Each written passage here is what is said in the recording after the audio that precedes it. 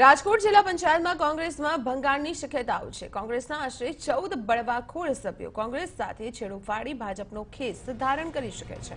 મંગળવારે એટલે કે આજે ભાજપના વિજય સંકલ્પ સંમેલનમાં જિલ્લા પંચાયતના પૂર્વ પ્રમુખ નિલેશ વિરાણી, રેખા પટોડિયા, કેસી પાદરિયા, મગન ભેટાડિયા, હેતલ ગોહિલ અને હંસા ભોજાણી સહિત 10 કોળી પટેલ સભ્યો પણ ભાજપમાં જોડાય તેવી ચર્ચાએ જોર પકડ્યું છે। તો રાજકોટ ભાજપના ઉમેદવાર મોહન કુંડારિયા સાથે નિલેશ વિરાણીએ મુલાકાત કરી। કેબિનેટ પ્રધાન કુંવરજી બાવળિયા સાથે પણ નિલેશ વિરાણી ગુપ્ત બેઠક કરી હોવાની ચર્ચા છે।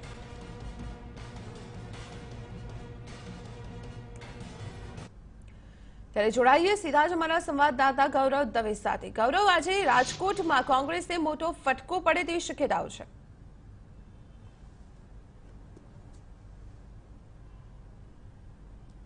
ચોક્કસ જ દીપાલી, જે રીતે કુંવરજીભાઈ બાવળિયા જ્યારે કોંગ્રેસ છોડીને ભાજપમાં ગયા ત્યારબાદ જે રાજકોટ જિલ્લા પંચાયત છે ત્યાં ક્યાંક ને ક્યાંક જે કોંગ્રેસના જે બાગી સભ્યો હતા તેમાં વિરોધનો સૂર ઉઠ્યો હતો અને જે 11 જેટલા જે બાગી સભ્યો છે તે આજે ભાજપમાં જોડાય તેવી શક્યતાઓ હાલ વ્યક્ત કરવામાં આવી રહી છે। પૂર્વ પ્રમુખ નિલેશ વિરાણી સહિતના જે રેખા પટોડિયા સહિતના જે અલગ અલગ જે 9 જેટલા જે સભ્યો હતા તે પણ આજે જે ભાજપનું જે વિજય વિશ્વ સંમેલન છે તેમાં કેસરીઓ ખેસ ધારણ કરે તેવી શક્યતાઓ વ્યક્ત કરવામાં આવી રહી છે। જે રીતે ગઈકાલે જે એક વિડીયો સામે આવ્યો હતો પડોદરીમાં, જ્યારે મોહનભાઈ કુંડારિયાની જ્યારે બેઠક હતી અને એ બેઠકમાં પૂર્વ પ્રમુખ નિલેશ વિરાણી ત્યાં મુલાકાતે ગયા હતા અને વિડીયો વાયરલ થયા બાદ સમગ્ર આખું જે રાજકોટ જિલ્લા પંચાયત કોંગ્રેસ શાસિત છે તેને તોડવાના પ્રયાસો થતા હોય તેવું ચોક્કસ જ લાગી રહ્યું છે। મહત્વનું છે કે જ્યાં 11 જેટલા જે બાકી સભ્યો છે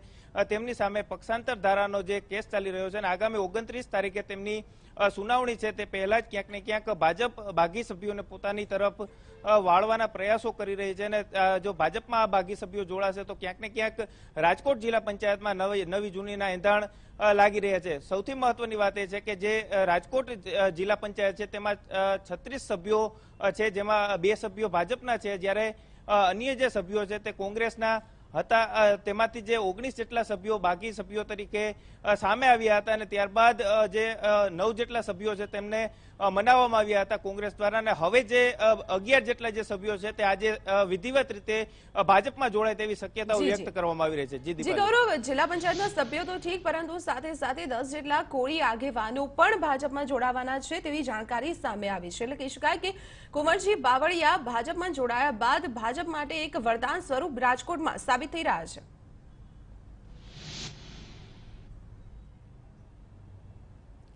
ચોક્કસ જ જે રીતે આપણે વાત કરીએ એમ કે આજે જે 11 જેટલા સભ્યો જે જિલ્લા પંચાયતના છે તેમાં કોળી પટેલ અને પટેલ બંને આગેવાનો છે અને બંને જે જિલ્લા પંચાયતના સભ્યો છે। એટલે કહી શકાય કે જ્યારે કુંવરજીભાઈ કોંગ્રેસ છોડીને જ્યારે ભાજપમાં ગયા ત્યારથી જ રાજકોટ જિલ્લા પંચાયતને તોડવાના પ્રયાસો સતત કરવામાં આવી રહ્યા છે। તેને કારણે જ જે 11 જેટલા જે સભ્યો જે બાગી સભ્યો છે તેમને કોંગ્રેસમાંથી ભાજપ તરફ વાળવાના પ્રયાસો કરવામાં આવી રહી છે। જે રીતે કુંવરજી બાવળિયા જ્યારે કોંગ્રેસ છોડીને ભાજપમાં ગયા ત્યારથી જ આ જે તમામ જે સભ્યો છે તેમના સંપર્કમાં હોવાનું અને તેમના મત વિસ્તારના તમામ સભ્યો હોવાનું જાણવા મળી રહ્યું છે। જે રીતે રાજ્ય સરકારમાં કેબિનેટ મંત્રી તરીકે કુંવરજીભાઈ બાવળિયાએ જ્યારે પોતાનું જે પદ સંભાળ્યું ત્યારથી જ આ જે તમામ સભ્યો પોતાના સંપર્કમાં હોવાની ચર્ચાઓ અનેક વખત થઈ છે, પરંતુ આજે વિધિવત રીતે કેસરીઓ ખેસ ધારણ કરીને કુંવરજીભાઈ બાવળિયા જે તેમના જે સમર્થનના જે તમામ સભ્યો છે તેમને